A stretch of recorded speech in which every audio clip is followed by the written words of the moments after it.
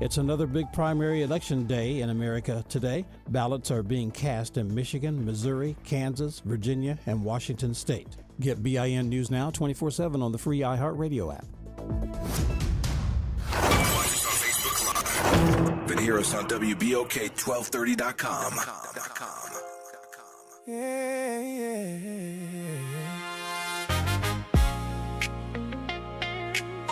Late nights in New Orleans. Some voices entertain the city. Some voices changing.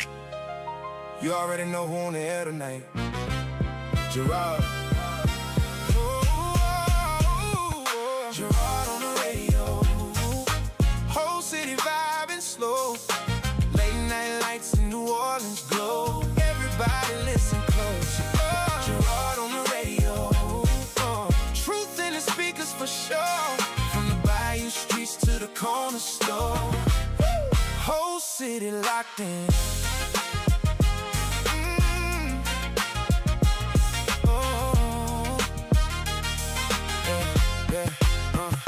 French Quarter nights with the rain coming down. Whole city talk, but the truth stay underground. Funny how the silence break whenever he speak. Certain conversations never make the TV. Voice through the speakers got the whole city tuned. Higher ups nervous every time he hit the room. Cause he say what the people been feeling for years. Bringing light to the stories they don't want us to hear. From the uptown lights to the night war pain. Every word hit different when it cut through the rain. Everybody know the truth, just never said aloud. Till Gerard hit the airwaves and it shook the whole town. And the streets keep calling through the static in the night. Every word feel different when Gerard go live. Gerard on the radio. Whole city vibing slow. Late night lights in New Orleans glow. Everybody listen close. Gerard on the radio. Truth in the speakers for sure. From the bayou streets to the corner store. Whole city locked in. Streetcars roll while the city stay awake. Everybody got a story, everybody got a way. Funny how the phones go quiet when he name names. Funny how the pressure rise when he shift the conversation. He talks schools, streets, money disappearing. Backdoor deals that the public ain't hearing. Things get buried when the cameras don't roll, but the people tune in cause Gerard let it unfold. From the jazz in the streets to the smoke in the sky. The wall is still fighting, still holding it high. And the city feels seen every time that he speaks. Cause the truth hit harder when it finally run deep. Now the whole town riding with the station on loud. Hands high while they sing every word through the crowd.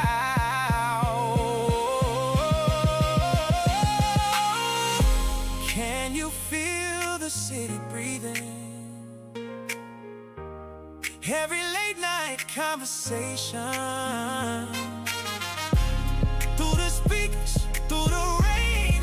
Ooh, New Orleans, don't sound the same. Gerard on the radio. Whole city vibing slow. Late night lights in New Orleans glow. Everybody listen close. Gerard on the radio. Truth in the speakers for sure. From the bayou streets to the corner store. Whole city locked in. Yeah. You're now rocking with Gerard, the voice they couldn't silence. New Orleans, stand up.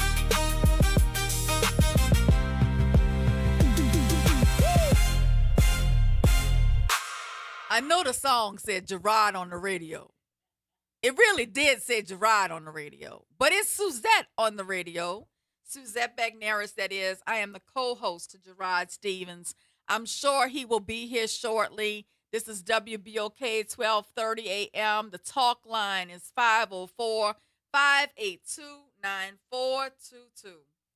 Well, I'm here today to talk about some of the craziness that seems to go on in New Orleans. I mean, this is really as New Orleans turns, y'all. You cannot make this up. I want to start off by talking about Mayor Helena Moreno moving quickly to remake the Sewage and Water Board. replacing 4 members appointed by Mayor LaToya Cantrell and installing a new slate of nominees.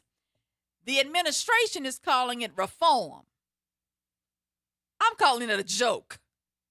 The city council is calling it accountability. I'm calling it more of the same. I'm not fooled by it. But the public has every right to ask a very uncomfortable question. Are these truly the most qualified people to oversee one of the most troubled public utilities in America? Or are these merely political supporters being rewarded with powerful appointments? Is she just putting people on there who were big donors who she can control? That's what I think it is. I don't think this is an unfair question. I think it is the question that should be asked every time an elected official removes one group of political appointees to replace them with people who are more closely aligned to the new administration by virtue of being donors. The 4 members who are slated for removal are Tyler Anthrop, H. Davis Cole, Courtney Scruggs, and Joseph Pacho. I'm going to say right off the bat, Joseph Pacho is a cousin of mine. He's one of my dad's first cousins. But nonetheless, I'm also going to say, I don't think any of those 4 people were really qualified to sit on the Sewage and Water Board. With that being said, the proposed replacements are Corinne Villavasso, Leslie Bowie, who happens to be Joe Bowie's political wife, who just gets shuffled from board to board, David Gallo, and Catherine Walmsley. Jonathan Stewart and Kimberly Thomas are also being renominated. Now, let us be clear. A new mayor has the right to establish a governing team that supports her agenda. Elections have consequences.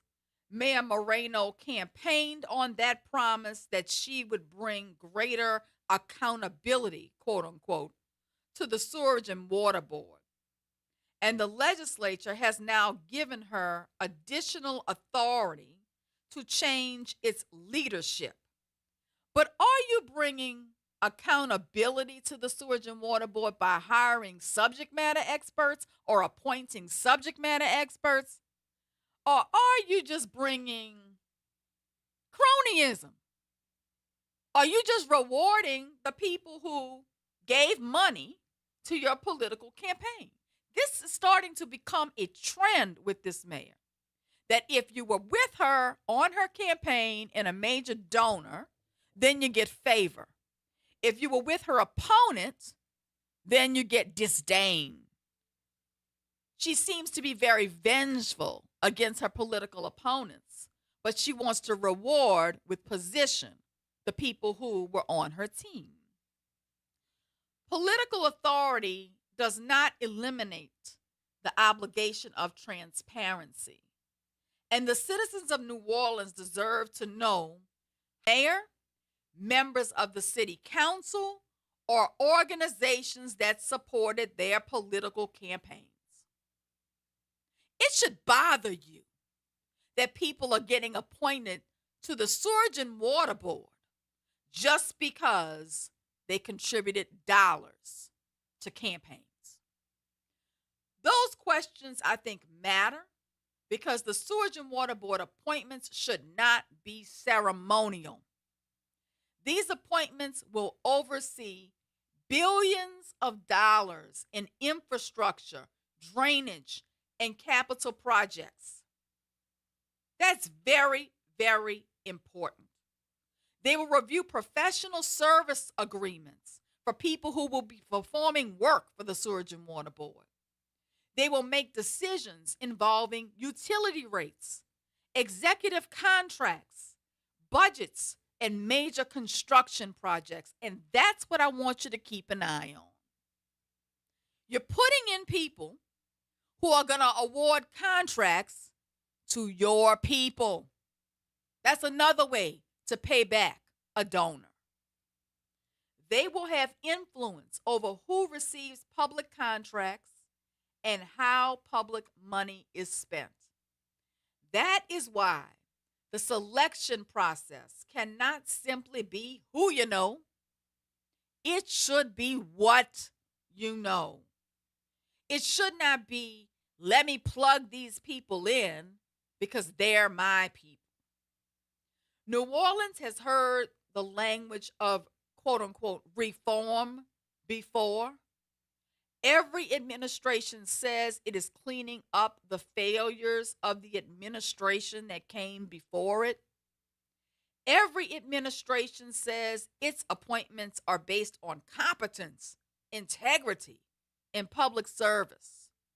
But all I keep seeing over and over again, administration in and administration out, is reform is just another word for replacing one political network with another political network.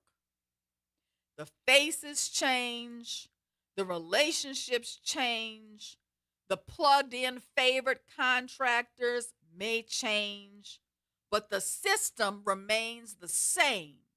And we are ending up with a sewage and water board that cannot meet our needs because these elected officials keep plugging in their people. Tyler Anthrop, one of the members being removed, says his nationally recognized experience in water management and public utility governance is not being valued by the Moreno administration. That statement deserves examination.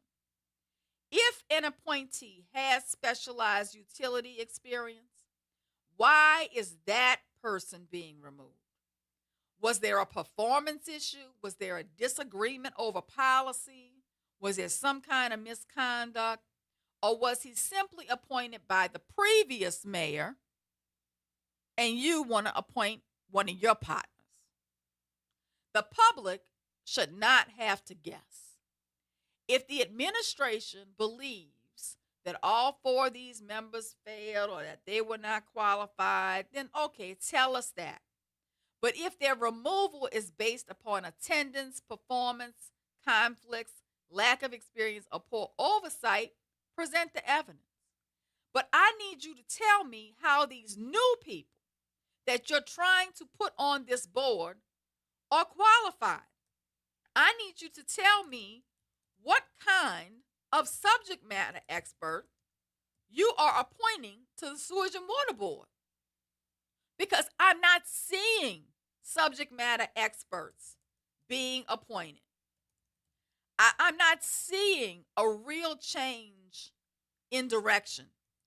I'm not seeing you really trying to reform the Sewage and Water Board. What you're doing is you're playing in our face. You are pretending like you're getting rid of the executive director because he's not cutting the mustard. You want to pretend like you are replacing these professionals on the Sewage and Water Board with other professionals who can do the job better. But I'm not seeing you really doing a search to find subject matter experts to come in and help. I'm not seeing not one of these people who's a waste and wastewater utility engineer.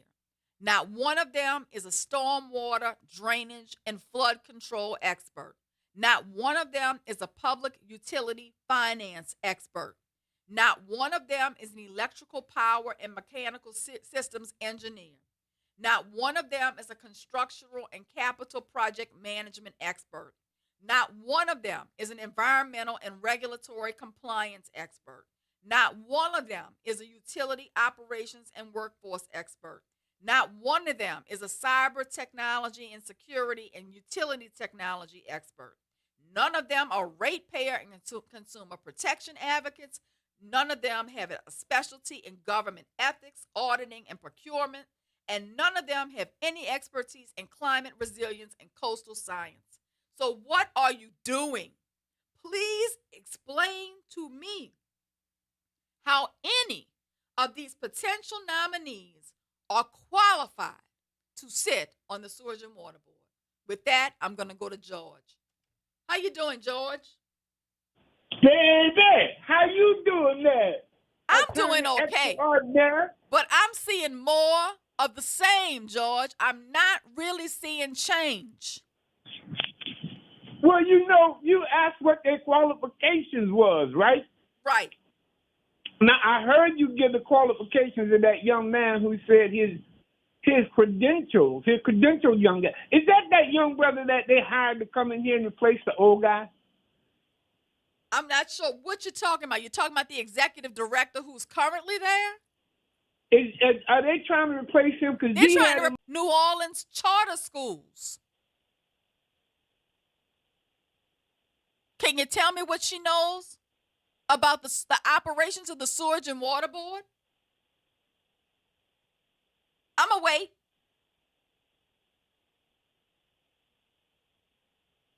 There's nothing. I hope you heard the crickets, because she has nothing to add to the Sewage and Water Board. I heard the crickets. I hope you heard the crickets. This is just ridiculous. Why are we putting people on the Sewage and Water Board who have nothing to add to the conversation other than they were part of your donors? You got a phone. Stop charging. It's just not making any sense to me. And I'm going to need somebody to call in and let me know what Corinne Villavasso, Leslie Bowie, David Gallo, and Catherine Walmsley, Jonathan Stewart, and Kimberly Thomas are bringing to the Sewage and Water Board. Because I just don't see it. I know what they're bringing. You ready? I'm going to give you 100% of their qualifications. I can verify some stuff for you, right? Tell me. Lay it on me. They know how to turn the faucet on in the kitchen. They know how to flush the toilet. And they know something's wrong if they flush the toilet and no water don't come in. They know something's wrong. I guarantee you they can tell you that. Something wrong. So what you're telling me is my mama is certified to sit on the Sewage and Water Board because she knows how to turn on the water. Yes. Okay. Because exactly. What I'm seeing here is Corinne Villavasso. Let's take another one. Villavasso is supposed to be an urban planner, a land use and zoning consultant, a demographer, and a policy advisor. Okay? She allegedly leads the Villavasso Group, a minority-owned New Orleans consulting firm, and her past includes being a legislative assistant to State Senator Jimmy Harris, okay? So she is not identified as a water, wastewater, drainage, electrical, or utility operations engineer, okay? And I don't know that the city council shouldn't clarify whether her legislative appointment working for Jimmy Harris and her consulting clients create a conflict of interest. No, not a conflict of interest. At Kennedy. And she was on the board. But we're going to put her at the Sewage and Water Board? Hey, if you're going to screw things up, you're the expert. That's what I say. I didn't hear anything in her background dealing with water, wastewater, drainage, electrical, or utility operations. I did not hear anything about engineering. Was she around for any of those floods? I have no idea, but I do know she might that be she's an expert in recognizing. She might be an expert in recognizing flood water. Maybe this is why she's being appointed. She is publicly identified as the chair of the Orleans Parish Democratic Party.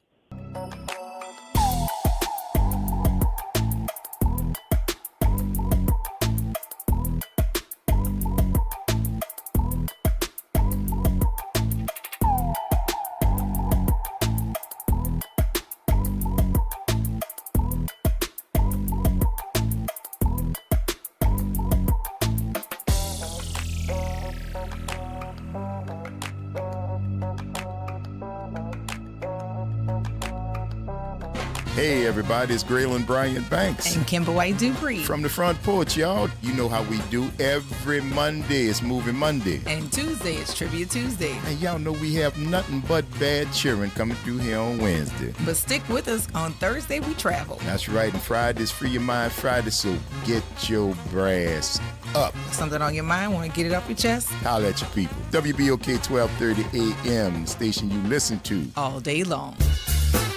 This is Andronica Morris, host of Put Housing First. Join us every Tuesday at 12 o'clock, where we will discuss how housing affects every aspect of our lives and what's necessary, what's needed to guarantee housing for all. Join us every Tuesday at 12 o'clock as we dig down deep onto the issues that affect all of us.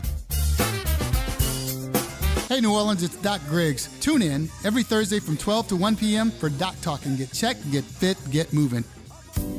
Did you hear the news? Dr. Clark's 101 The Living Classroom has a new time. Catch us now every Wednesday at noon. Same program, same great conversations. Just a new time. So catch Dr. Clark's 101 The Living Classroom this Wednesday and every Wednesday only on WBOK. What New Orleans is talking about. Making a difference in the community. WBOK 1230 AM. Here we go. The reality check on WBOK 1230 AM. And we're back. It's Suzette Bagnaris. I'm on WBOK, and it's the George and Suzette show. Welcome. George, you still on the line? I'm still here. Are you kidding me? We're going to go through it, George. We're going to go through it. Let me tell you about the next one she wants to plug in. Because I'm starting to get a case over here. Yeah, let me tell you about the next one they want to plug in. The next one, his name is David Gallo. Now, he is arguably the only nominee with some relevant experience, okay? He is a construction and mechanical infrastructure expert, okay? I'll give it to that. He may be qualified, but listen to this. He became the president of Gallo Mechanical Contractors in 1990, and he oversaw the company's operations. The company performs large-scale plumbing, HVAC, and mechanical work, and now he is identified as the chairman of the country and of the company. Now, what he brings to the table is 45 years of commercial and industrial plumbing, HVAC, mechanical systems, construction management, and contractor operations. This man may be qualified. I'll give her that. But here's my question, George. Because the Sewage and Water Board awards and oversees major construction, plumbing, mechanical, and professional service contracts, I think the public needs full and complete disclosure of Mr. Gallo's past, present, and anticipated business dealings with the Sewage and Water Board, the city of New Orleans, and their prime contractors. It sounds like he's ready to go from everywhere from the gutter to the top floor with air conditioning and refrigeration. But he may have a conflict too. Because if you're already doing business with the Sewage and Water Board and the city, okay, or you may have subcontractors that routinely work with you who may want to do business with the Sewage and Water Board, you may have a conflict of interest, sir. Hold on, you know what that sounds like, that counselor? What does it sound like? That sound like when Mitch fired the people who were doing the roads and streets and cement work and gave all the contracts to his auntie. That's what it sounds like. It sounds like to me, David Gallo, all his people and his friends about to get the big hookup. His business is about to expand. His business is looking up. His business is about to expand, right? They're lining up. Any of them black businesses, by the way, I just want to know if any black people going to make any of that money. I'm like just on the sidebar. Well, go look at Gallo Engineering's website and you tell me. You tell me when you look at Gallo Mechanical's website whether you think black folk going to benefit. Okay? Ain't no black people going to make no money. Then the next one, I told you about the girl who's the chief financial officer of KIP, Catherine Walmsley. Right. You tell me how her charter school experience is going to benefit us when the city's flooding. And then I know it. the next one is Jonathan Stewart. He's being renominated. Jonathan Stewart is an insurance and financial services executive.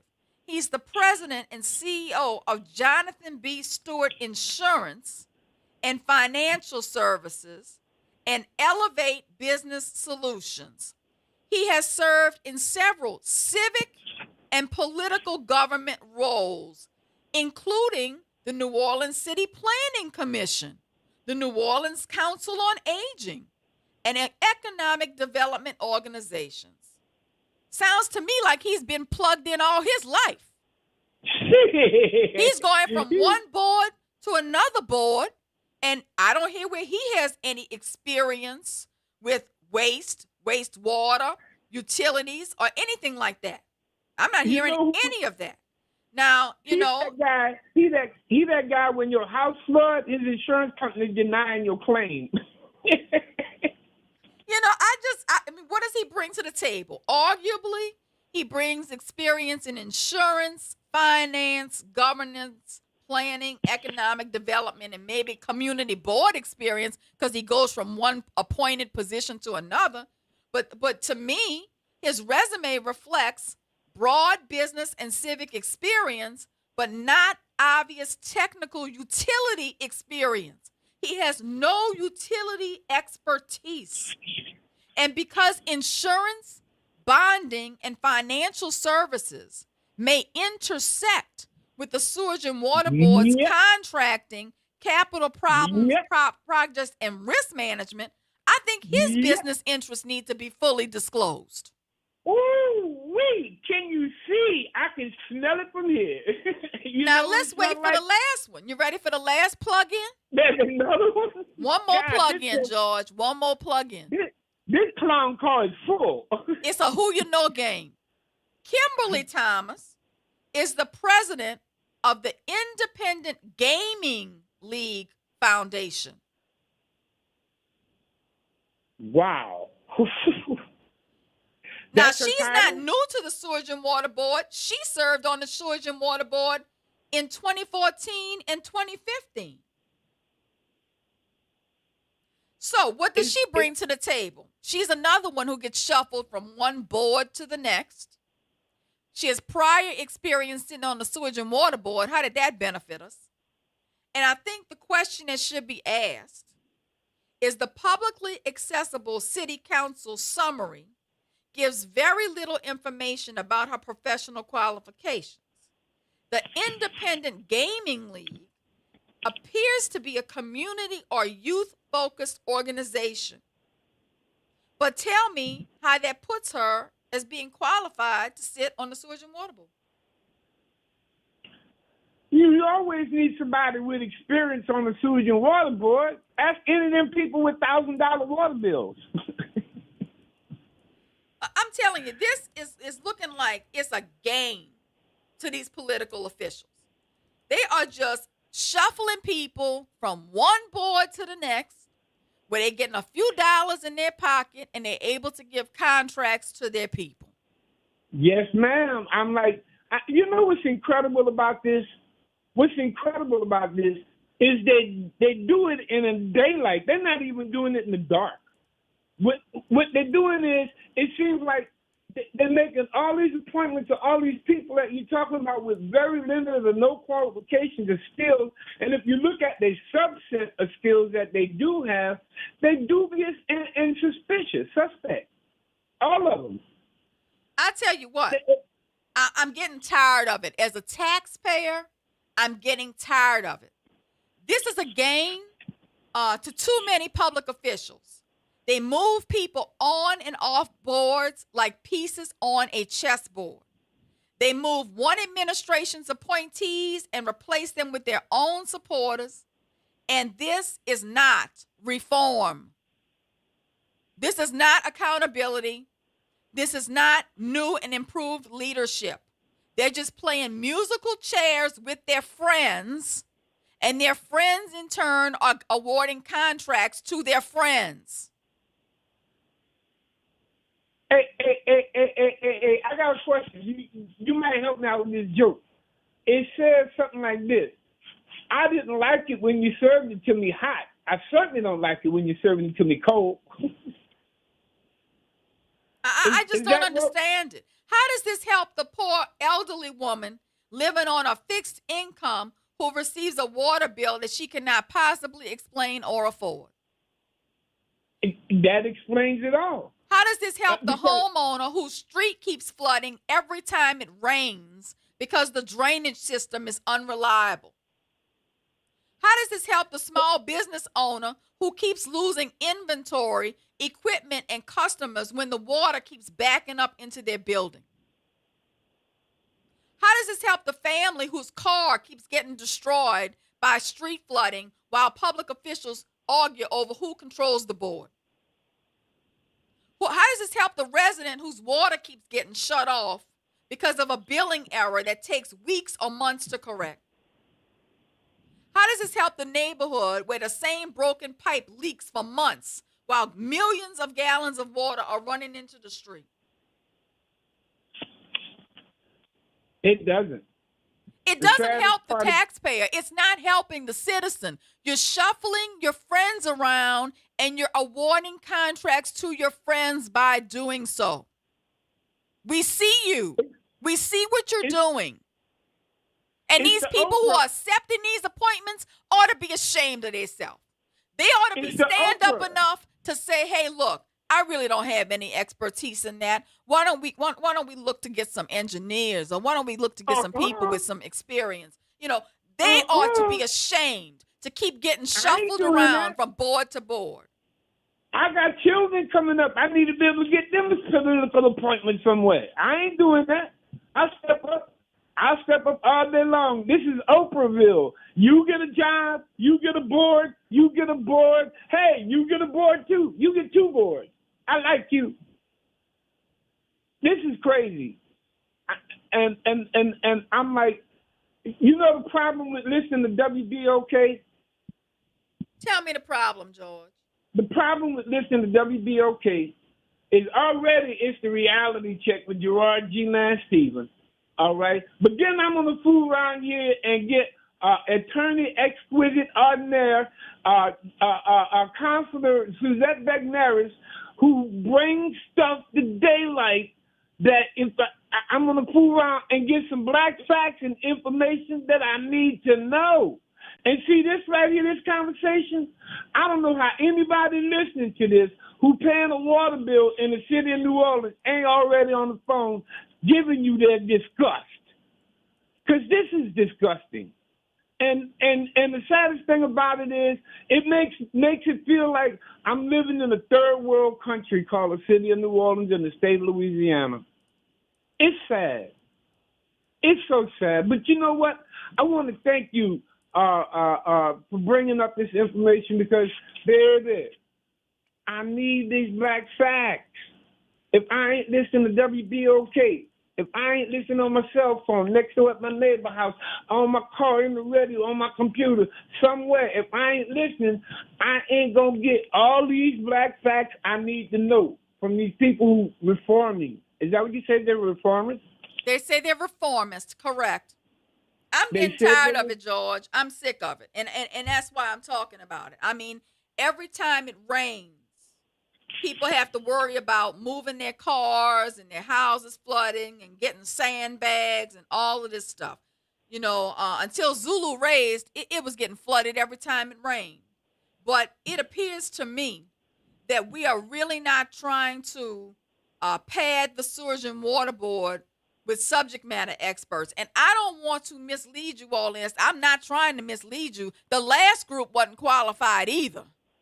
Right. Okay. It don't get better. Yeah, the last group who was appointed by Cantrell, they were no better, including my cousin, was not qualified to sit on the Sewage and Water Board. And I tell him that to his face. Okay. He was an educator. He didn't have no place on the Sewage and Water Board. I just don't understand it. I don't understand why we keep not trying to put subject matter experts in the right places to better our city, to better our community? Why do we keep doing stupid things and think we're going to get a great result? Stupid things. And I'm like, you got me over here flabbergasted. You know what I'm saying? I really am, because listening to you read on the background of who these people are and some of the what do you call it when their self-serving interests? Yeah. And people who are gonna obviously have self-serving interests, right? And people who coming from schools, right? And look, I got people online saying, "Well, this game has been going on here forever, and why are you talking about it now?" Because it needs to stop. Yes. It needs to be talked about. Why are you sitting there taking it? Stop. That's the question. They've been putting their political friends on this sewage and water board, on the handle board, on this board, that board, and the other board. And we still suffering here in New Orleans. Nothing is getting better, and our kids are leaving. Because y'all playing political reindeer games instead of getting getting experts, subject matter experts, to sit on these boards to turn things around. Instead of every administration coming in and asking, well, who supported us? Who can we pick from our team that supported us to put on this board, that board, and the other board? Why don't you ask the question, where are the subject matter experts who understand water systems, drainage, pumps, electrical power, utility finance, environmental regulations? Why don't you get real people who can really do something about the situation we're facing in New Orleans and stop playing these reindeer games? You say people are online telling you that nothing's gonna change. They powerless. No, but they basically saying is, well, she's not the first mayor to put her friends on the board. This has been going on. I'm not saying she is the first mayor to put her friends on the board. What I'm saying is, every last one of these administrations comes in and puts their friends on the board. Stop doing it. Stop it. All their friends. You know, I mean, I just don't understand. I think all they're doing is putting their friends on there, okay, so that their friends get payback for supporting them. And then their friends turn around and they can control their friends that they put on the board. And then they tell their friends who to award contracts to. Yep. And we want to know why the city is springing a leak? Hey, why they can't finish fixing the street?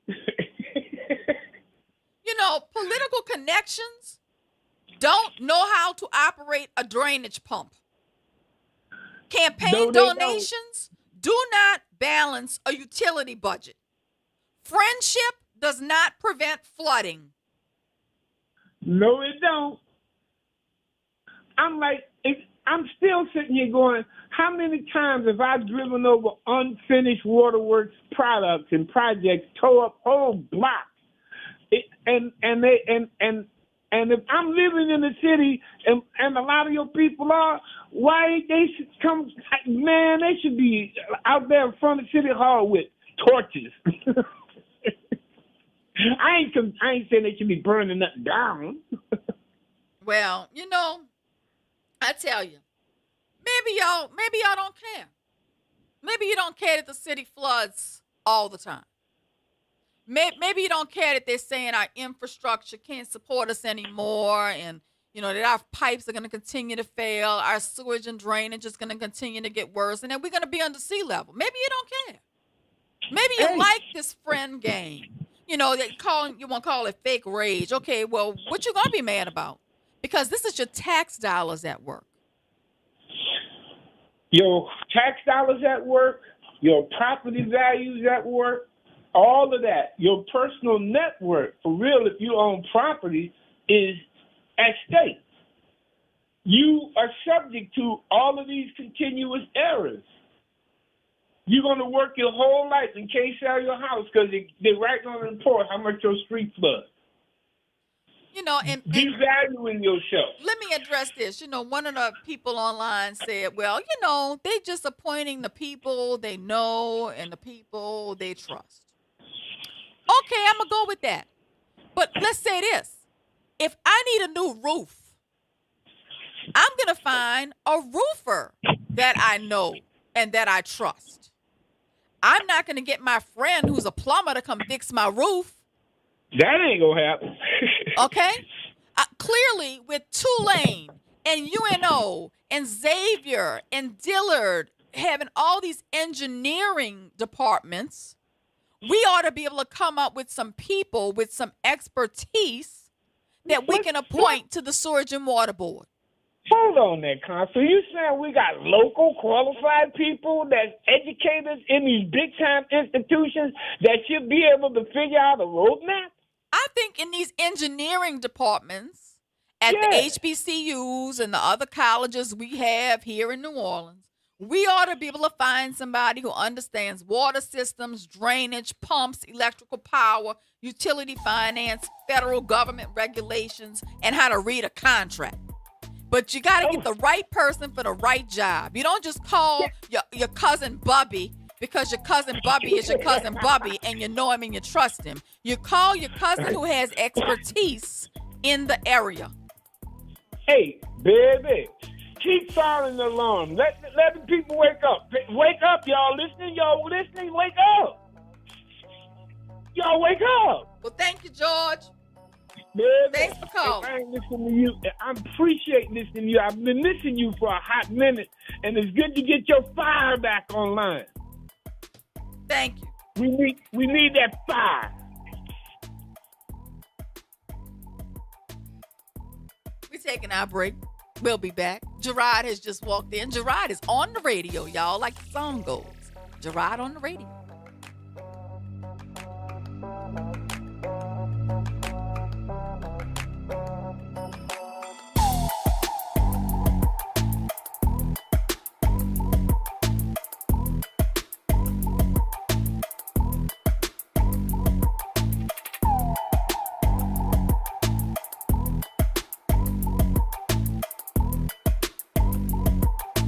New Orleans never sleeps, and neither does WBOK. Now, every voice, every moment, and every show is in your pocket. Search WBOK Media wherever you get podcasts. Download, share, rate us 5 stars.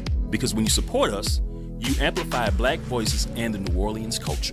Step back into time and experience the moments that shaped our world at the National World War II Museum. This world-renowned museum brings history to life, telling the stories of the American experience in the war that changed the world, why it was fought, how it was won, and what it means today. From immersive exhibits to powerful personal stories, this is more than a museum. Go to nationalww2museum.org and plan your visit today.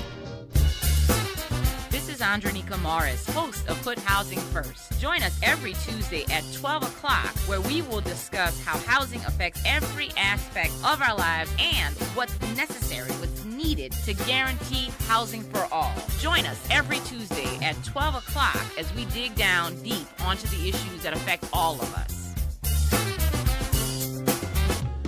This invitation goes out to all of us unworthy sinners who's been saved by the grace of God, where you and I are only made worthy by the blood of the Lamb and our Lord and Savior, Jesus Christ. We're FIJTC, Faithers in Jesus the Christ. My name is Mr. Rocky.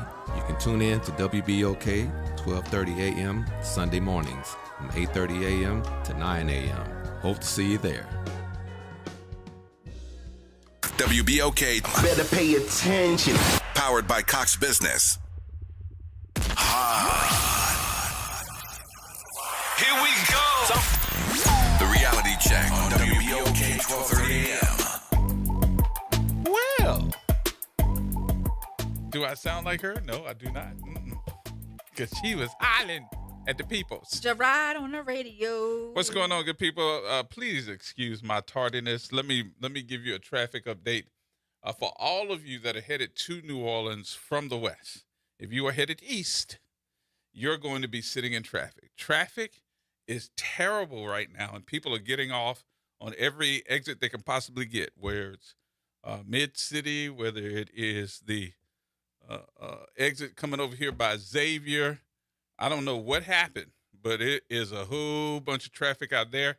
If you can make some detours to do so, I advise you to do so. Now, the other thing. What's the other thing? I got my new phone. I'm very happy that you got a new phone. For those of you who do not know, Gerod's phone She hated took my 10 phone. minutes to take a picture. It did not. It took good pictures. It took 10 minutes to take said picture. It did take good pictures, but it took 10 minutes to take a picture. But I think I chose a good phone. I think it's a great Yeah, phone. it's a nice I'm going to go get me one of them phones. It's Yeah. very nice. Very nice. Very phone. nice. And then I don't want to talk about the girl. I really don't, because she did help me. But she said, it only take you 15 minutes to change everything over. Da, da, da. What time I left the office? About 2? I left the you office- left about 2. I'm just getting back. So it took a whole bunch of stuff. But anyway, you're looking at the new folks that, huh? You got a new one too? Yeah, I got a new one. Ain't that terrible? Did you tell him? Everybody. No, I did not tell him. He's listening. He is listening. How do you like that? We have a general manager who actually listens to the show. And he likes to rib me. But he actually listens to the show. He I listens- love that about him. He I love that about him. He listened to the whole station. He does. He is really on top of it. I'm very happy that he's here. But anyway, let me tell you this. So I did look at those appointees. And what do you think, Gerard? What say you? What say me was the first thing I said. Well, who has the expertise that you're looking for when I have these other folks sitting at the dais in city council that are taking the person that has the most experience in waterworks and saying, we're going to let you go because we're now taking over the Sewage and Water Board, and we're going to let you go, not because he did anything wrong, because he makes too much money. Now, this man, and I'm talking about Randy Heyman, has expertise. He doesn't just know what he's doing. He has expertise in water systems. But don't worry about it. They're going to put the charter school lady on there. The what? The charter school lady. We have one from Kip, who's coming on, the charter school lady. I'm sure she's going to bring a lot of expertise to the table. And then we have another one who also was at New Beginnings Foundation. Ain't that the one that Kennedy. Yeah. Tank Kennedy. Oh, don't worry. She's coming too. So, yeah, I'm sure they'll be able to help out when the city starts flooding. So when you have a system that has so many quirks about it because it's so old, and we've heard Randy Heyman say, hey, listen, this happened, this happened, this happened. But even though that there have been some things that did happen, I'm sorry, at what point in time has there not been something that has happened with this water system? I would rather have somebody that's a professional that knows how to do it, that has been on the plane going to Washington, D.C. to try to get us some more money so that he can do different things instead of sitting back and letting the school president tell you to go put your car on the neutral ground. That to me has been where we have been for the last 10 years. And just because you had people who were unqualified in the past doesn't mean you keep appointing people who are unqualified in the future. So if we had to break down a list, and I heard you break it down earlier. I did. Who would be those folks that we would be looking for? Are these folks that are in our guess who ran one of the waterworks in the country that's right here? Who? You really don't know? No, I don't. Troy Henry. Well, there you go. But I have to say this. The University of New Orleans has produced civil, mechanical, electrical, and urban planning experts. Tulane University has educated engineers and environmental professionals. Xavier University has developed scientists, researchers, and technical professionals. SUNO and Delgado have trained people in construction, technology, environmental studies, and skilled technical fields.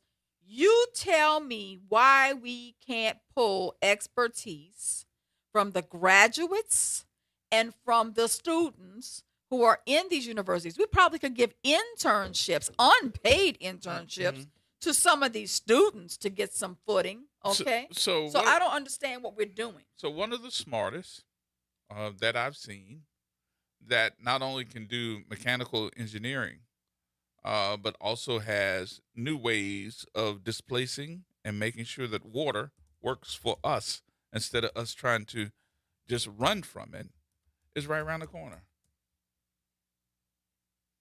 He happens to have a whole different building where he does what's that engineering, that science, technology, engineering, the STEM NOLA guy. Okay, yeah, absolutely. Calvin Mackey. Right. We also have in this city, you're right around the corner, Kerwin Julian Sr., African American, Louisiana registered civil engineer, and the president of Julian Engineering and Consulting.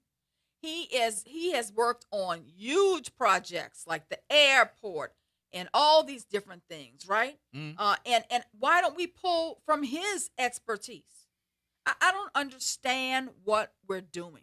There have to be tons of engineers that we can pull from this city in order to right the ship over at the Sewage and Water Board. But what we keep doing, and I'm going to just call it like it is money keeps talking.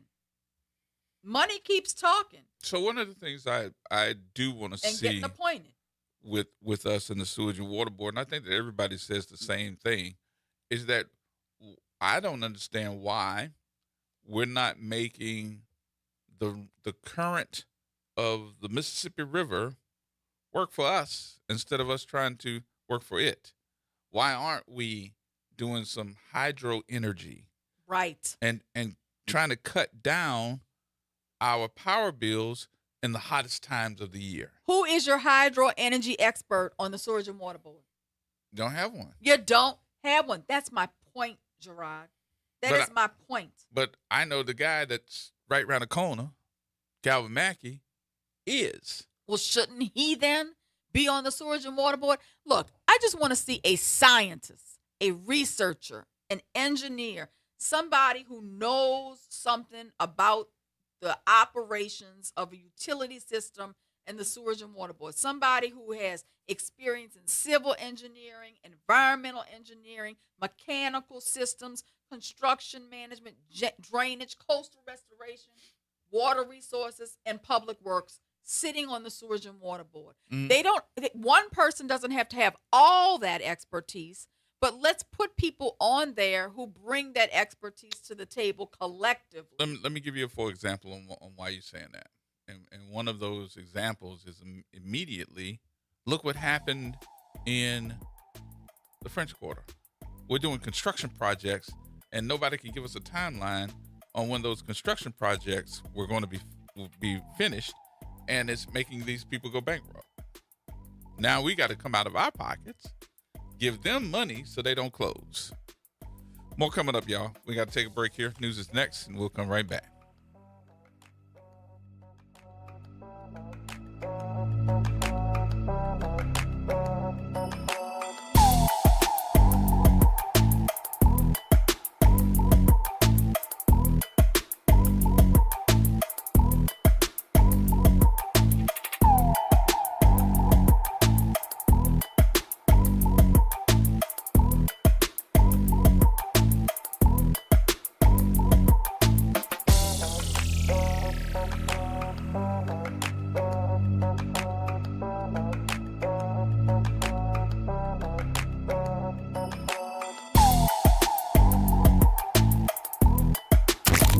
Campus of Xavier University. WBOK Go and Equity Media Station.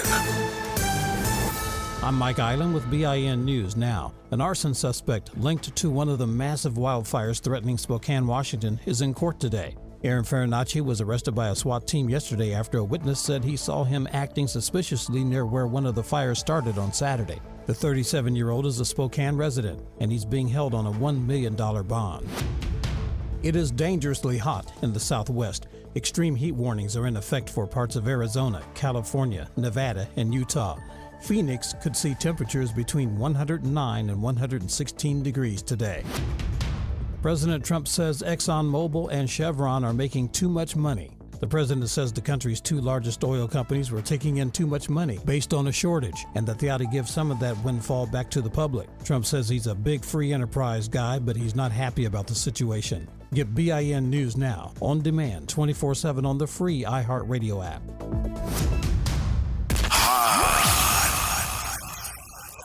Here we go. The reality check on WBOK 1230 AM. All right, folks, welcome back. Welcome back. Our number 504-582-9422. Want to thank everybody for checking us out. Several ways that you can do so. 12:30 a.m. is our regular signal, along with our other regular signal.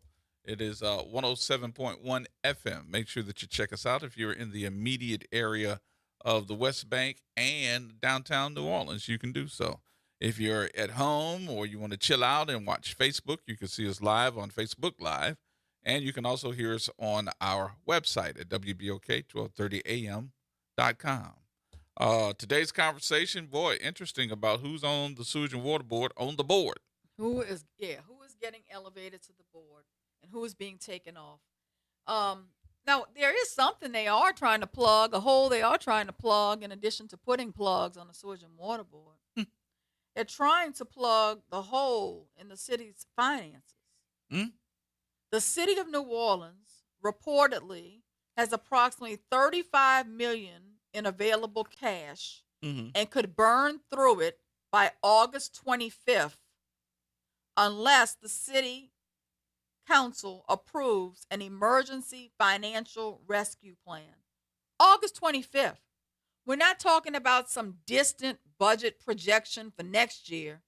We're talking about the possibility that the city of New Orleans could run out of operating cash in a matter of weeks. So let's ask some questions. Please, Gerard, ask some questions. I'm back. You go on the floor again? You want me to help you get there? You go. And then I'll go back down again. I'm on a ride. All right. Go ahead. All right. So I thought these were like reoccurring funds when we see money coming into the city, when we see all the different things that's happening. How much money are we burning through in a month, in 2 months, in 3 months? How much money does it take to run this city?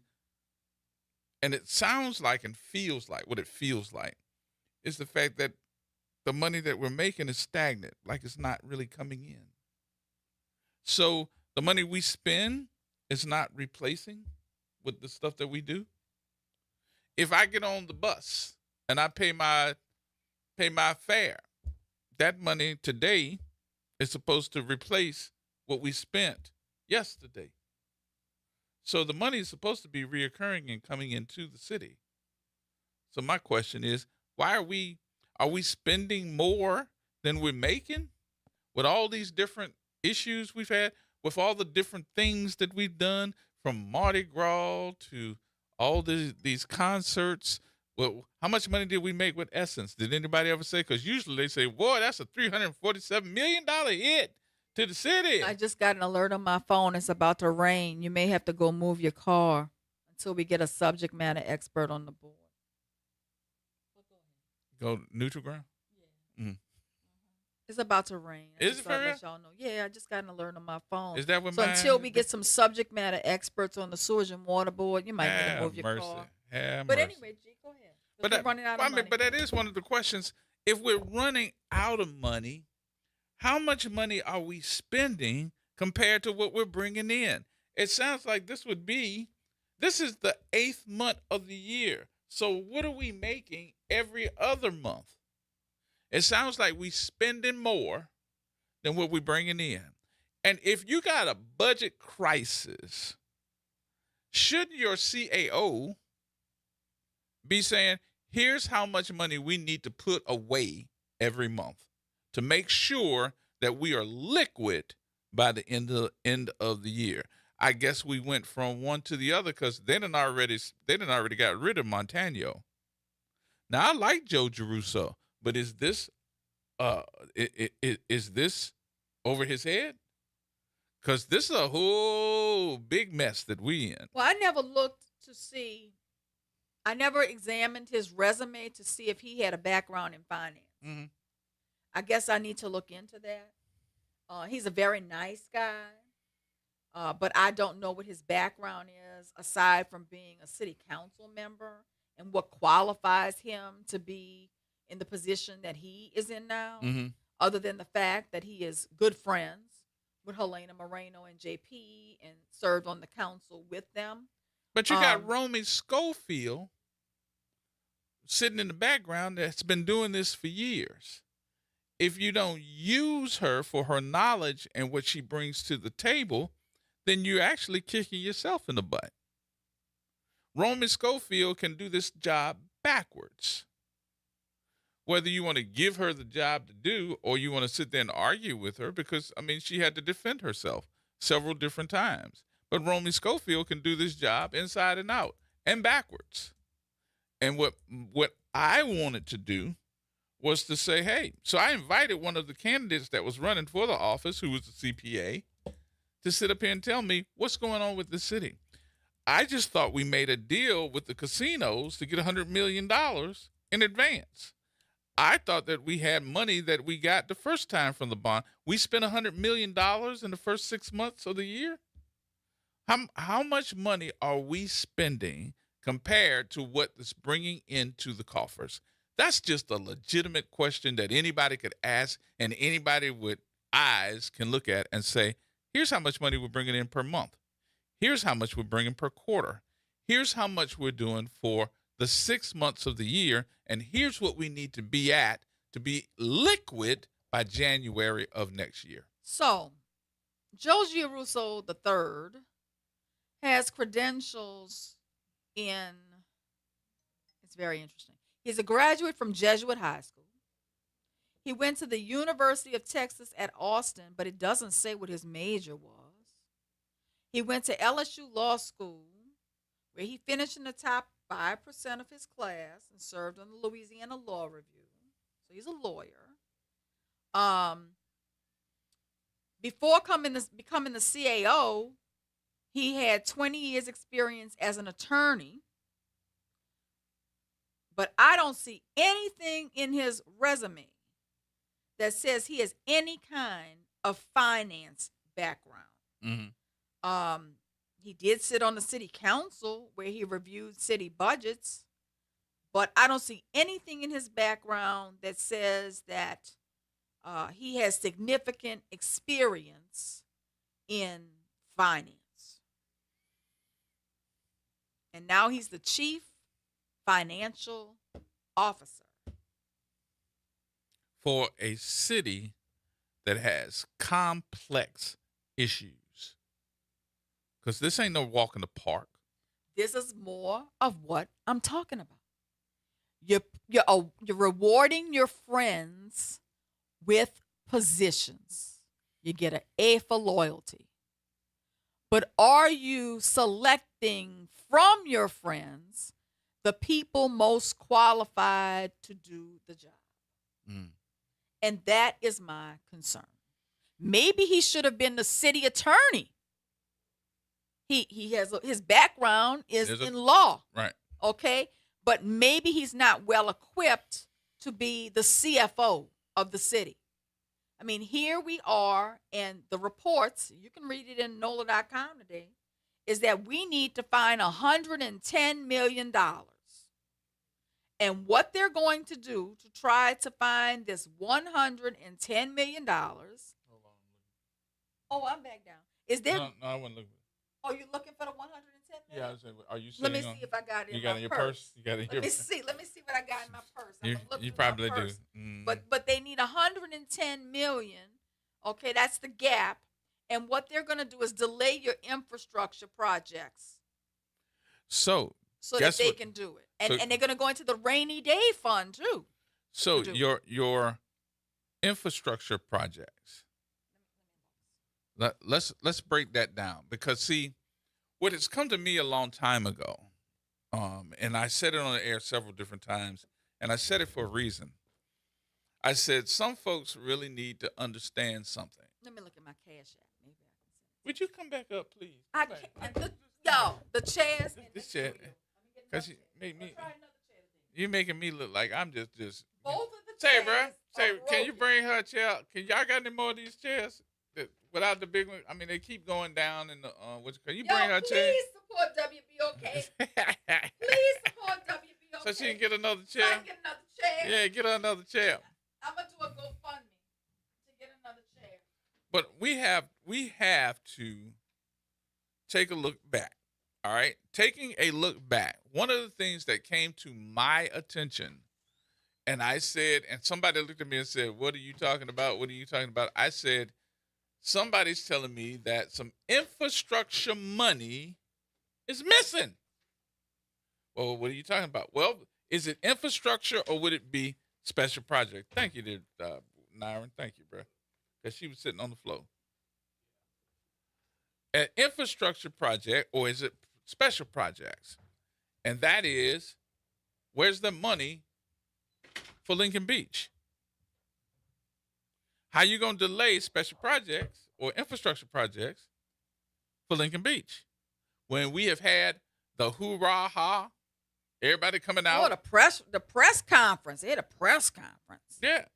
And now, the proposed solution is to delay $35 million in infrastructure projects, take $25 million from the rainy day fund, collect, that means coming out your pocket, $20 million allegedly owed by the Sewage and Water Board, accelerate $25 million in federal reimbursements, and recover $5.5 million in unspent federal pandemic relief money. That is the solution. Now, how did we get here? We are told that the immediate $110 million hole arose when Mayor Helena Moreno withdrew a proposed bond sale rather than risk its rejection by Governor Jeff Landry and Attorney General Liz Muriel. The state's veto of more than $33 million in funding made matters worse.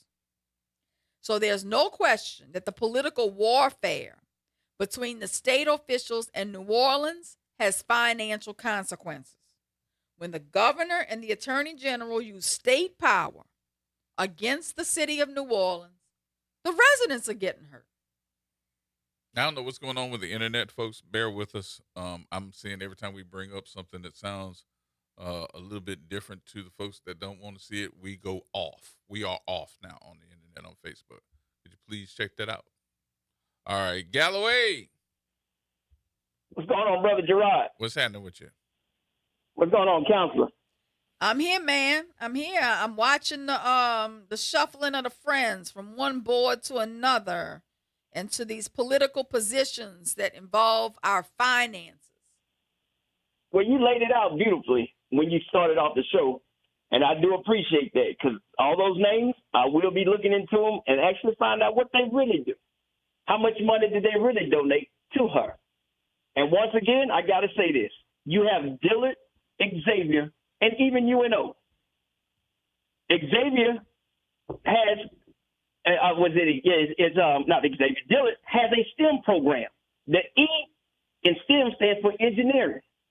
Now, UNO and what's the other one? Xavier have engineering and aeroscience. So the people are there in the city. And Brother Gerard mentioned Dr. Mackey.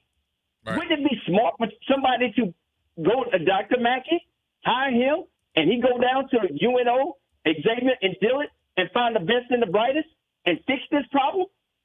I know that sounds like an easy fix, but as long as these people are sitting there putting their friends in positions, I don't believe they wanted to get fixed.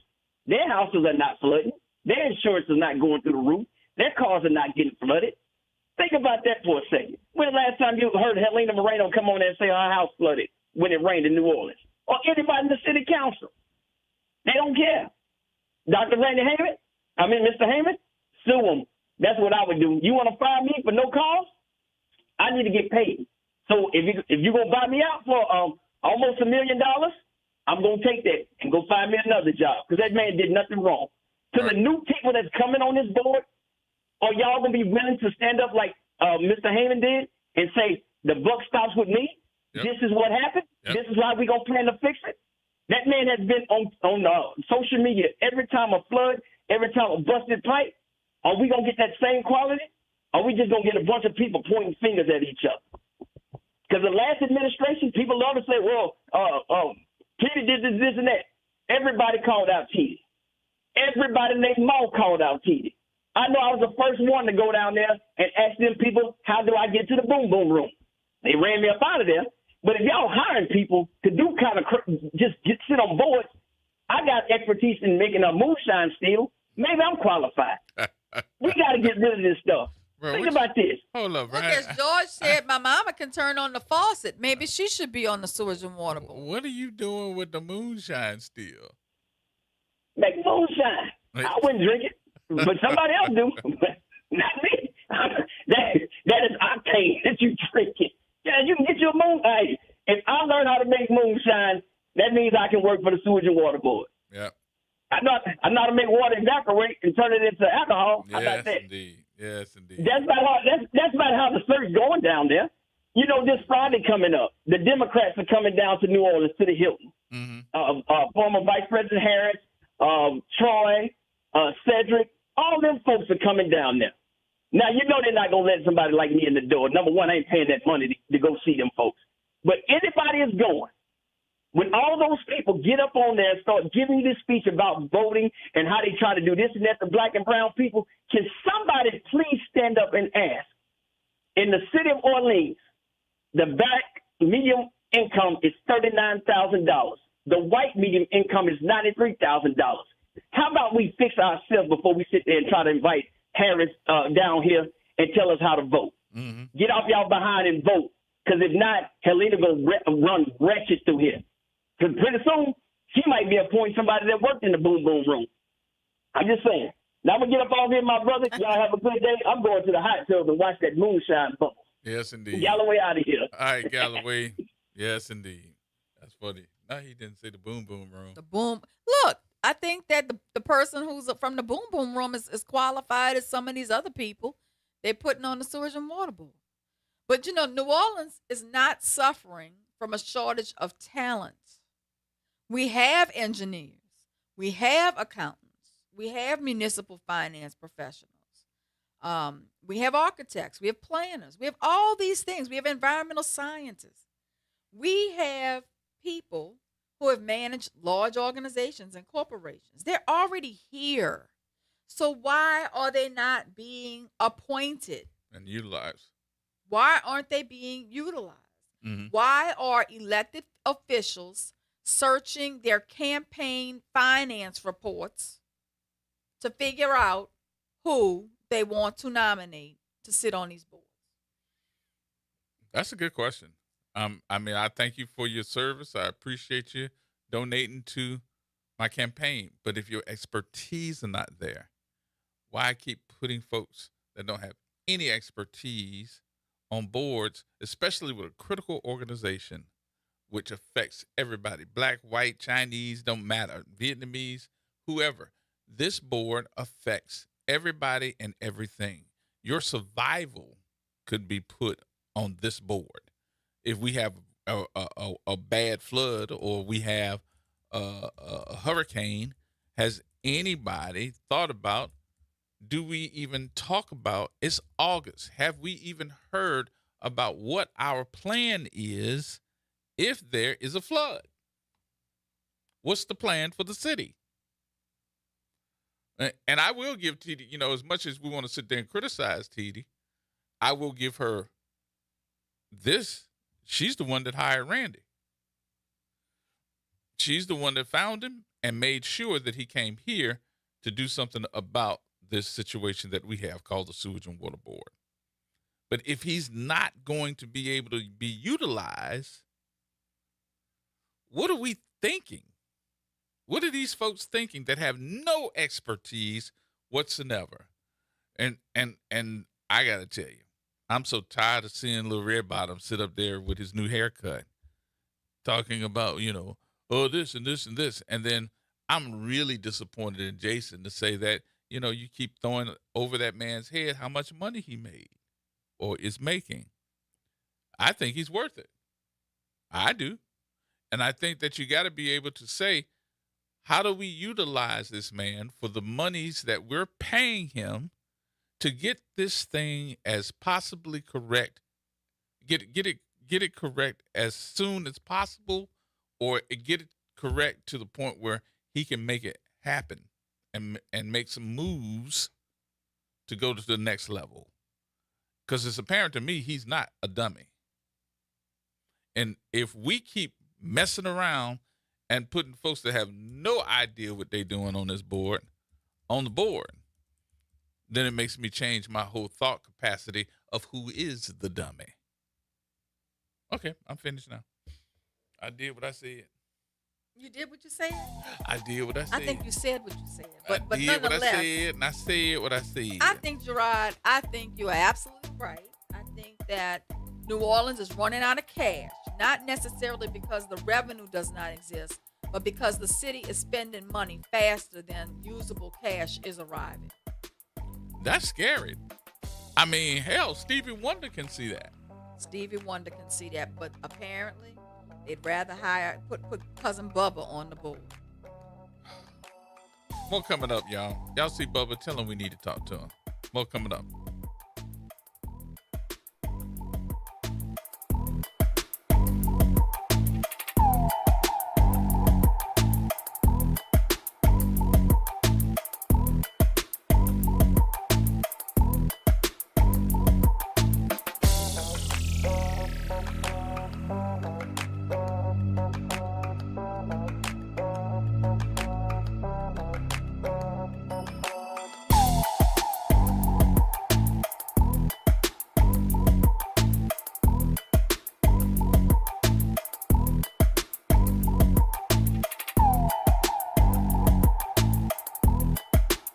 Hello, friend. Tavis Smiley here with a special announcement. You can catch my show at a new time. Weekdays from 1 p.m. to 4 p.m. Same great topics, same great guests, same great conversations, just a little earlier in the day. It's Tavis Smiley, weekdays 1 to 4 p.m. only on WBOK 1230 a.m. What New Orleans is talking about. Extended through Labor Day, Louisiana residents get half off general admission to the National World War II Museum. Take advantage of 50% off and beat the summer heat at New Orleans' #1 attraction. Don't wait. Plan your visit at nationalworldwar2museum.org. This is The Law in Your Legacy. I'm attorney Pete Hamilton. I'm attorney Ryan Hamilton. Losing a loved one is tough enough. Do you really want your family dealing with court battles and paperwork on top of it?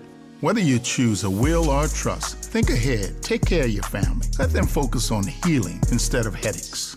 This is not legal advice. That's just a tip brought to you by Liberty Bank and Trust. For more information, go to libertybank.net or contact us at 504-915-5016. For 5 years, one event has brought our community together around one goal, better health. I'm Judy Morse. Join the Urban League of Louisiana and presenting sponsor Oxner Health on Saturday, August 15th from 10 a.m. to 3 p.m. for the 5th annual Big Health event at the Ernest M. Morial Convention Center. Enjoy free health screenings, free admission, free parking, and activities for the whole family. The Big Health event. One day, one place, all health.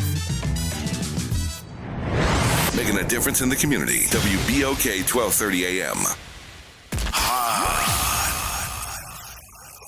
Here we go. The reality check on WBOK 1230 AM. All right, folks, welcome back. Welcome back. Cedric. Hello. What's going on with you? Nothing much, man. To you, to the counselor, to the producer, and to our listening audience, man. I just want to say that if this director of Sewage and Water Board brought $300 million to the city of Philadelphia, to me, his salary might be worth the chance of getting that money here into New Orleans. Now, what I want to talk about is over the weekend, WDSU did a report with WagonSpat, the state legislative auditor that J.P. Morrell and Mayor Moreno invited here.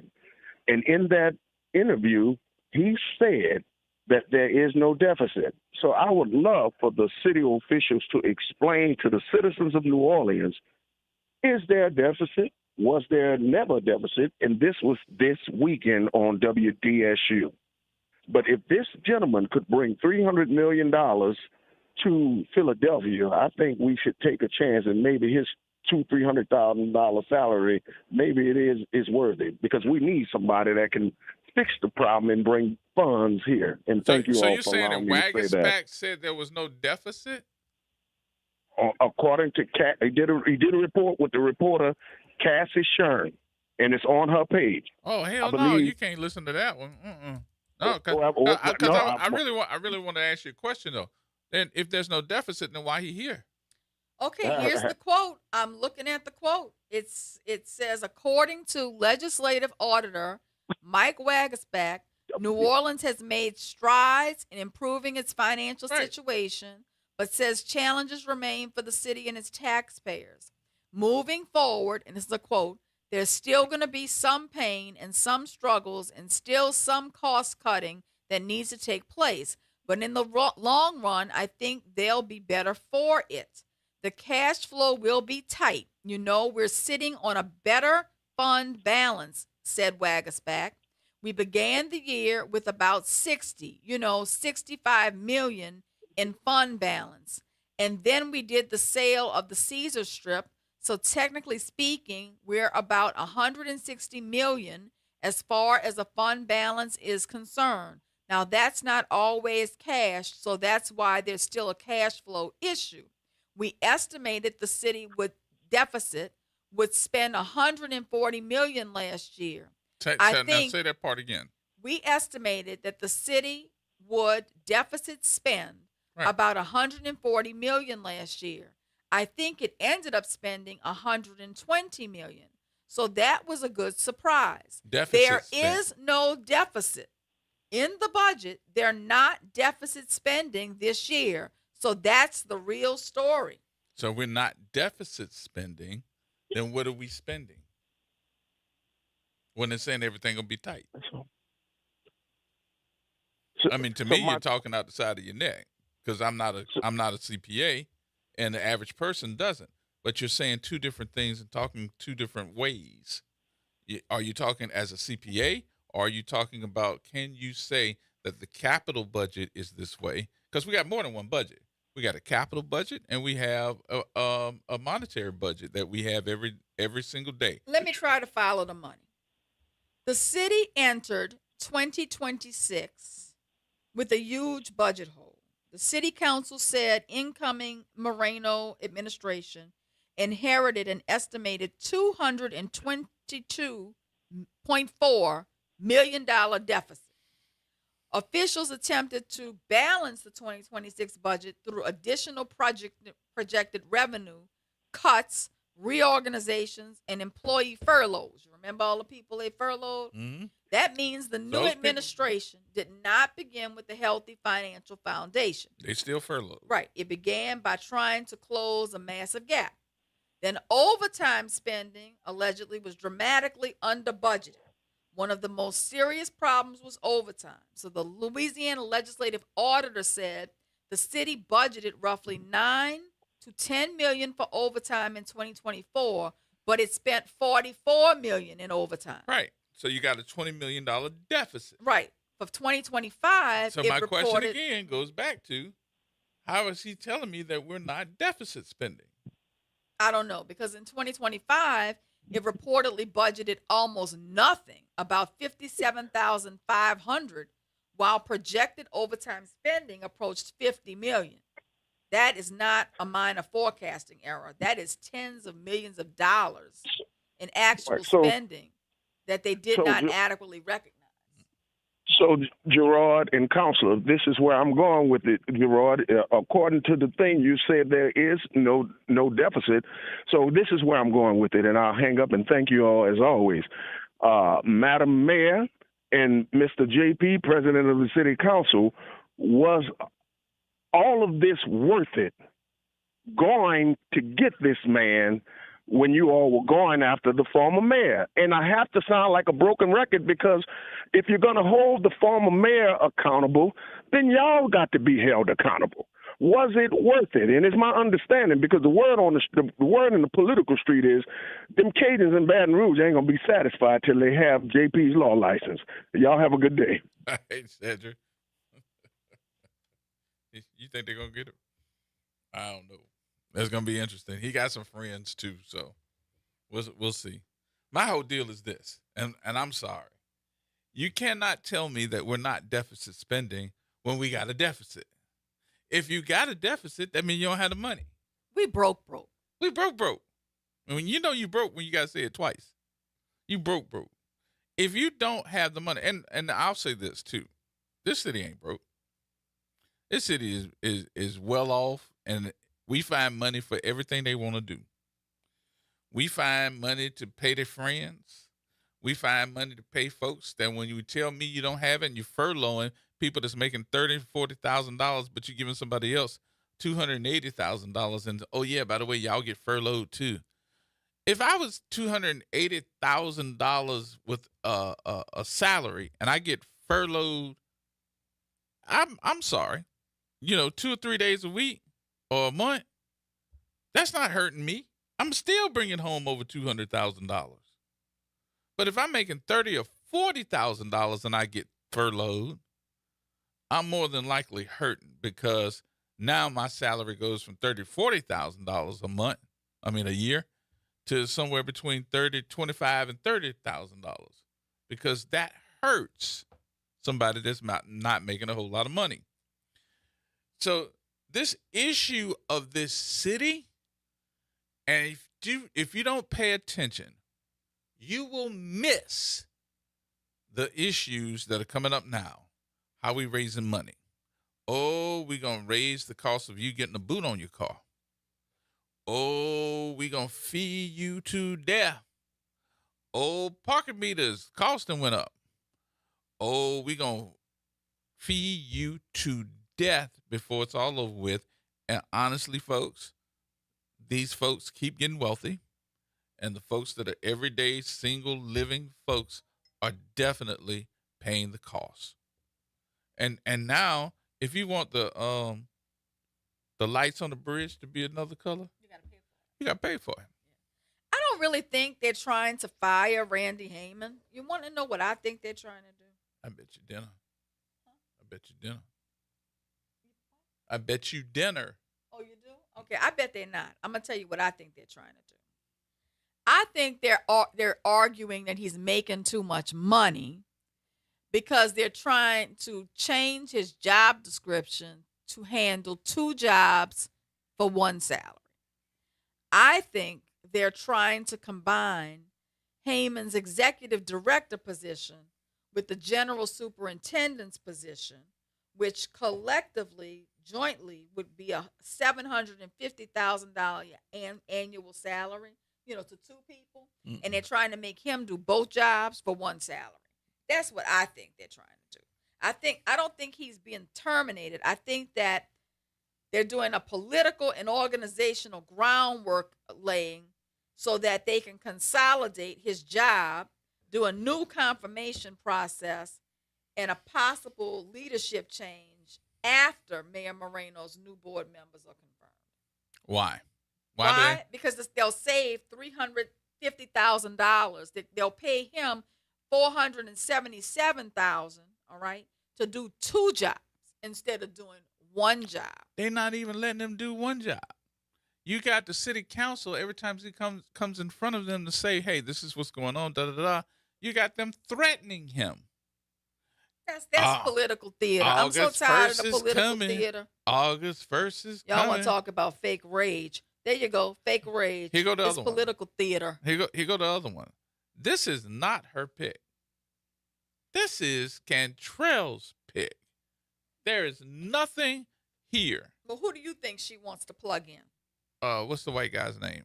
Which friend? Which friend does she want to give the job? He was there before. I forgot the white guy's name. I got to think about it. I'll tell you in a few minutes. Go ahead.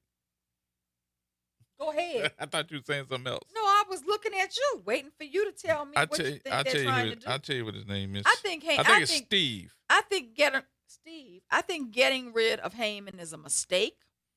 I think these political appointees to the Sewage and Water Board is a mistake. I think having Giarrusso as the CFO is a mistake. I think they need somebody with a major public finance background to come in here and get us out of this hole. And the political patronage of friends needs to stop, because every day we're getting deeper and deeper into a hole and deeper into a problem, because we keep, putting people in position that, although they may be nice people, they're not right for that particular position. Nope. I agree. I think all of these people they're mentioning are nice people, but they may not be qualified for that particular position. And Lord help you if I ask you a question and you can't answer it. When you can't tell me, what's the speed of removal of water in the city when it comes out of the canals, when it's moving out. What do you do right before there is a major hurricane, tropical storm, or you're hearing through the forecast that there's going to be a downpour, some torrential rains? Are you going to sit there and go, oh, well, or are you going to talk to the director, the executive director, Randy Heyman, and ask him, hey, look, you're not from here, but I'd like to know, what's your plan? Are you going to drain down the waterways to make sure that we have enough space, because this is going to move? How about under these underpasses, Canal Street? You got one right there at Claiborne. How do we set those up? Are you having pumps put there? These are the questions that people want to know about. How do we live with moving water? Do we also still have these green areas where we are now going to displace this water that might collect in a area where we're moving to playgrounds where these kids are not going to be, that we can move it out? What are we doing for the future with some type of hydro? We're not doing electricity anything like that. We're not thinking about technology. We're not thinking about the future. We're trying to get out the hole here. We're trying to claw and survive.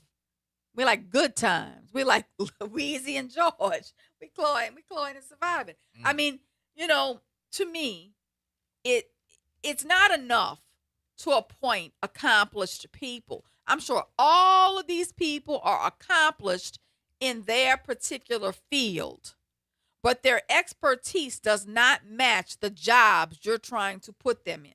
It's like hiring a plumber to repair your roof. It's like calling the roofer when your kitchen sink starts leaking. It's like getting legal advice from your hairdresser, okay, or hair advice from your lawyer. That is exactly what is happening in New Orleans government. We are appointing people with impressive titles and political connections, but their backgrounds do not necessarily match the problems that they are being assigned to solve. So the guy that I was telling you that beforehand with the Sewage and Water Board, that I think that she would like to see move back in that position, if not another position close to it, was Steve Nelson. Steve Nelson was the former general superintendent of the Sewage and Water Board. Just get people with expertise. I don't care who they are. I just want people with expertise who understand water systems, sewage treatment, and the like. I would not ask a political fundraiser to determine why a drainage pump failed. I would not ask a nonprofit executive to evaluate a water treatment system. I wouldn't ask a party official over the Democratic Party, as one of the people is, to oversee the complicated utility infrastructure. You would not appoint a lawyer to manage a municipal cash crisis. You need to hire an accountant to manage a municipal cash crisis. I would not be qualified to be the CFO, and I can say that. Okay? I can say that. I don't understand why people are accepting jobs that are far beyond their area of expertise, and outside of their wheelhouse. You have seen me tell people when they come to my office, that's not what I do. Don't give me no paper. That's not what I do. Don't give it to me. You have to know what you do and what you do well. Mm-hmm. But you also need to know what you are unqualified to do and then not do that. Evidently, somebody told them they could. Well, I stayed in a Holiday Inn Select. Can I fly a plane? No. Where did you pull that one That's out? a commercial. People staying at the Holiday Inn Select, and then they think they can fly the plane or they can, launch a spaceship. There are certain things you might be qualified for, and there are other things you're not. I'm not a doctor. Yes, you are. You would not call me when you're having an illness. You would call Tammy Singleton. You would not call Suzette Bagneris. Yeah, you You would call Maurice Scholas. You would not call Suzette Bagneris. Yeah, you would. But you certainly don't want to call Maurice Scholas when you got a legal problem. You done cut so many people. I mean, that's where we at. You heard me? I said you done cut so many people. That doesn't make me a surgeon. Just the put a fact that I Band-Aid can on cut it. some folk up don't make me a surgeon. Yeah, just put a Band-Aid on it. Oh, Lord. So, should we be looking around and saying, oh, Lord, let's hold... Lord, we're going to drown. That's what we should be saying. Oh, Lord, we're going to drown. Let's hold hands and make sure that we don't have any big hurricanes coming this year. When your roof is leaking, you need a roofer. When your pipes burst, you need a plumber. When your city is running out of cash, you need a municipal finance and cash management expert. Mm-hmm. When your water utility is failing, you need engineers and utility professionals. This is not complicated. This is common sense. It is common sense. And I think that's what has me so disgusted. It's common sense. Common sense ain't so common these days. Okay. You got to cut it. I'm just saying. Common sense ain't so common these days. All right, let's take another break. Because you holding your neck now, so I'm like, oh, Lord. Because it's a pain in the neck. Oh, Lord. It's a pain in the neck. We just can't seem to get it right. We keep hiring the people from the clown car. More coming up, folks, from the clown car in just a minute. All 35 of us. Getting out the clown car.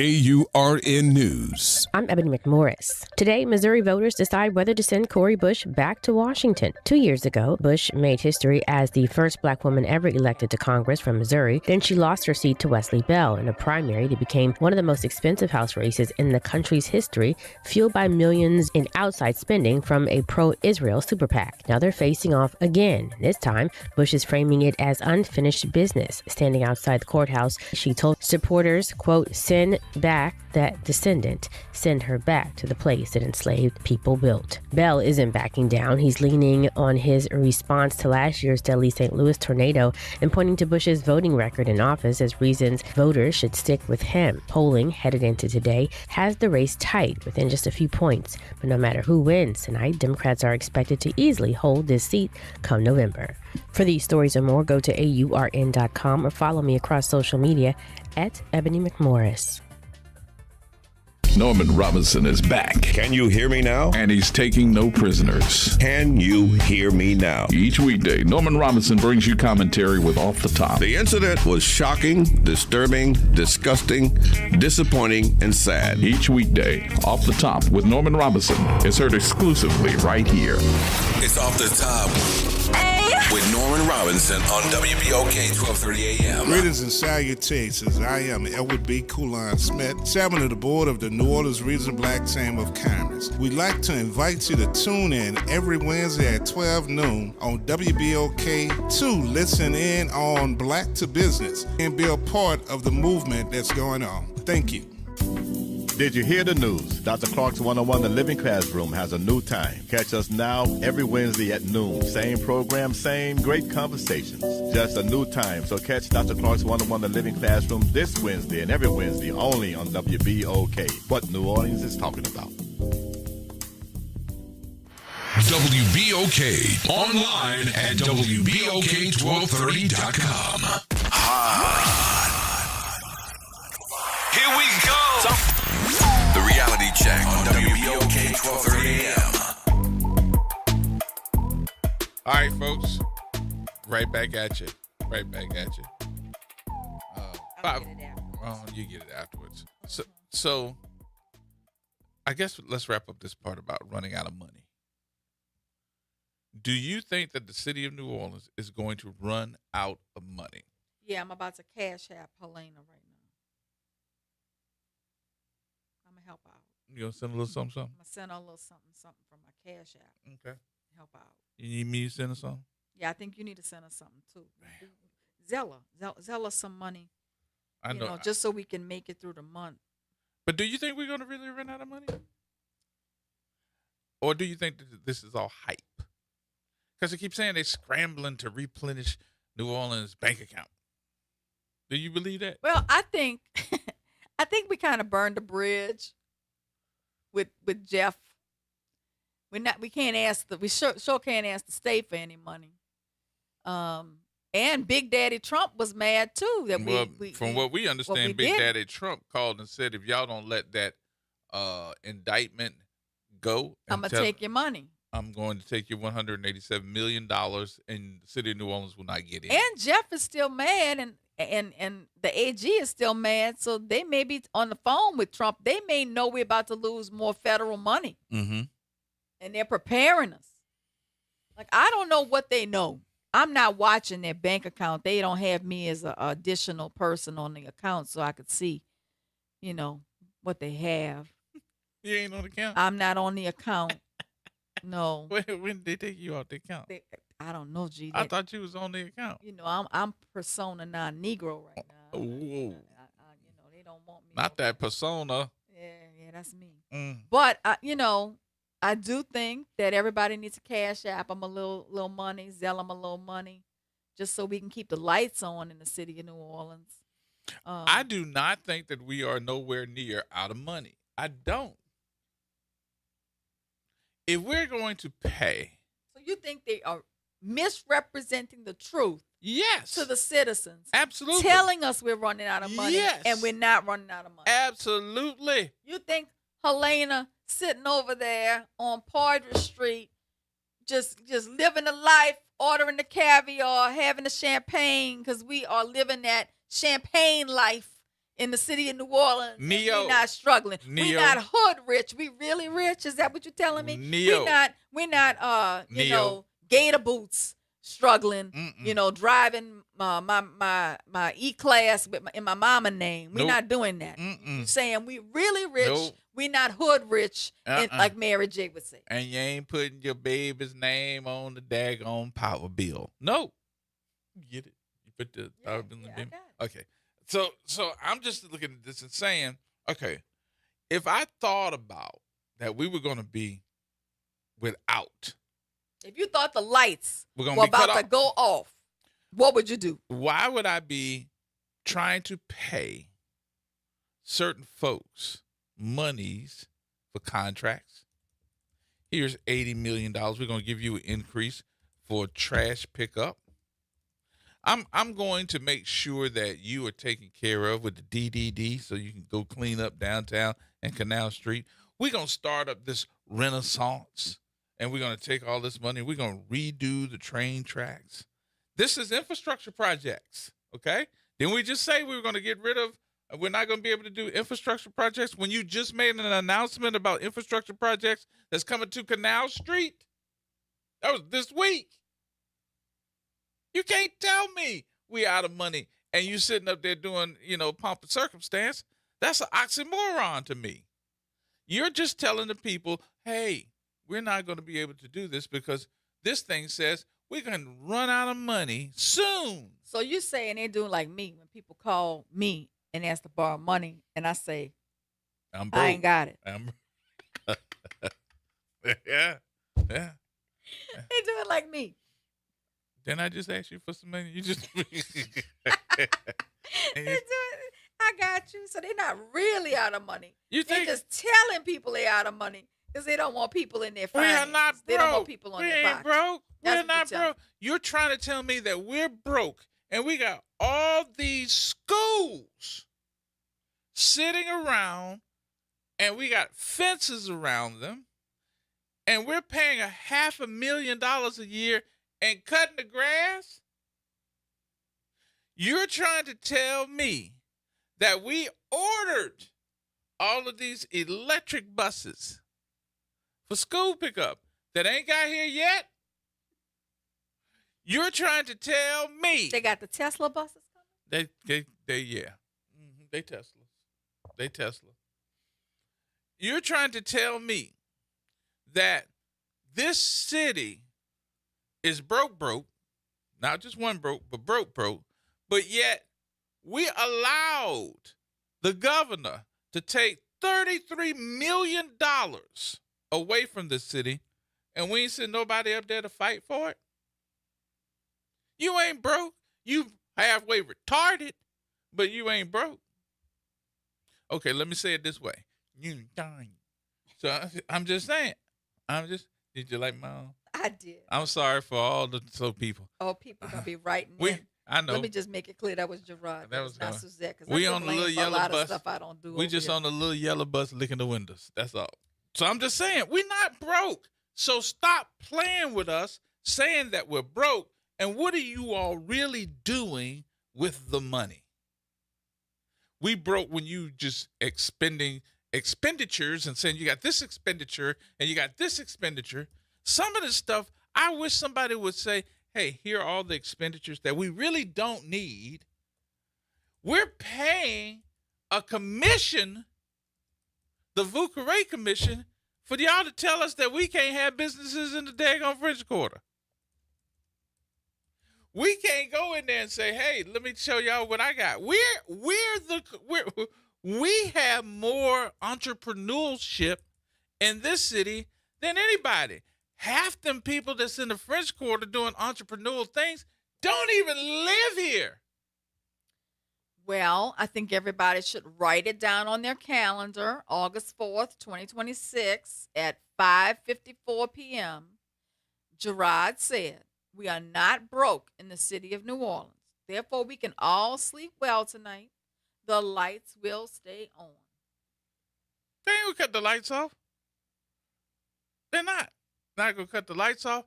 We just paid $10 million to put lights on that bridge. Oh, look at my Siri. Just added it to my calendar. How we gonna sit up here and talk about something we broke and we got a contract for $10 million for lights on the bridge? What? I think we need to be thinking about ways that we can save money instead of ways we can spend money. You can't tell me we didn't sell out these daggone hotels during Mardi Gras, during the Super Bowl, during Taylor Swift. How do we do during Bayou Classic? Did we hear? Or did we really have a conversation about how much money was brought to this city because of the fact that we're trying to make sure that they're going to come back or they're not going to come back? And no decision has been made yet. So we're not going to really tell you all how much money you bring to the city. How much money is in the coffers at the convention center? Y'all know that's a state building, but how much money is in the coffers at municipal? How much money is, at the convention center? Because they don't like to tell us that they collect that money and let it sit. All those different entities, those trade shows and all that stuff that goes to the convention center, they let that stuff just sit and they never tell us. But guess where it goes? It goes to tourism. So while we got the lieutenant governor talking about how bad that the owner of this radio station is and all the different stuff happening in New Orleans, and he takes up for Helena all the time. Look, I don't have a problem with Helena, and I don't have a problem with him taking up for her. But stay in your lane, man. Your lane is tourism. You couldn't be the governor, remember? You ran a daggone poll to find out could you beat Landry, and you didn't. You want to get in a political fight? Get in a political fight with somebody you can win against. But you're the lieutenant governor, and you tell us every single time that you do a little television ad that tourism in the state is $10 billion. If it's $10 billion in the state of Louisiana, how much of that is being brought forth by the city of New Orleans, and are we getting our fair share? I can tell you now, nope. All right, I got off my soapbox. I'm very relaxed now that I know we're in good shape, and I just need Helena to Zelle me. She can Zelle me back my coins or cash out me back my coins because now she don't need my little cash out. This city is not broke. Mismanaged, but not broke. Because you got people that are not managing the money correctly and don't have the expertise to do so in anything, whether it is a CPA or any of the projects that we've been talking about for the last 2 hours. None. Okay, I finished now. I'm getting off my little soapbox, but I guarantee you, we're not broke. We're going to move forward and continuously hear that we're broke, but ain't nobody going to lose no money. I ain't seen nobody stand at that dais, at that podium, saying, oh, boy, man, look how much weight they lost because everybody eating fine. Everybody eating good. You don't believe me? Ask Eugene Green. No, you didn't come for him. Yeah, I did. He'll call me later and tell me, I heard you. That wasn't funny. Me and Eugene have a very unique relationship. But I'm just saying, I'm looking around and just saying to myself, this city has always claimed broke. But they always find money for what they want to do, not what we want to do. There ain't no money for me and you. There ain't no money for the Indians. There ain't no money for the folks that want to do some different expertise of putting their arts on. There's no money for nothing. Bayou Phoenix. None. There's no money for that. No money for There's no money for Bayou Phoenix, but we want to go out there and do a resilience campaign in New Orleans East. How? That's the biggest part of New Orleans East now. How many acres is that? Fine. I'm gonna leave it at that. I know we gotta go. You ready? Oh yeah, I'm ready. We're gonna get up out of here. All right, folks. Call it a day. Thank you for tuning in. We appreciate you listening. WBOK 1230 AM and 107.1 on your FM dial. We look forward to talking to you tomorrow. Y'all have a great day.